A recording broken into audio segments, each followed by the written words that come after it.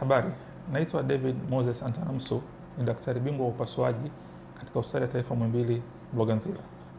Katika hospitali yetu tumekuwa tukitoa huduma kwa wagonjwa wa figo, hususan wale ambao wanahitaji kusafishwa damu kutokana na figo zao kushindwa kufanya kazi. Wagonjwa hao wamekuwa wakihitaji kutengenezwa mishipa maalum ambayo inaweza kutoa damu, kuingiza kwenye mashine na kuichuja. Hivyo, katika mwezi huu wa Februari, kuanzia tarehe 14 mpaka tarehe 18 mwezi wa pili, Hospitali ya Taifa Muhimbili Mloganzila imeandaa kambi maalumu kwa ajili ya kutengeneza mishipa ya kuchuja damu. Kambi hiyo itahusisha wagonjwa ambao bado hawajawekewa mishipa hiyo maalum ya kuchuja damu na wale ambao walishawekewa mishipa hiyo siku nyingi na mishipa hiyo imeshindwa kufanya kazi kwa sababu mbalimbali.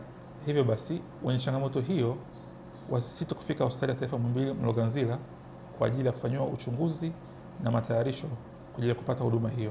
Kliniki zetu za upasuaji ambazo zinaendelea katika Hospitali ya Muhimbili kuanzia siku ya Jumatatu hadi Jumamosi kuanzia saa 2 asubuhi, ambapo watafanya uchunguzi wa awali na kuwezwa kuandaliwa kwa ajili ya kambi hiyo itayoanza tarehe 14 mwezi Februari.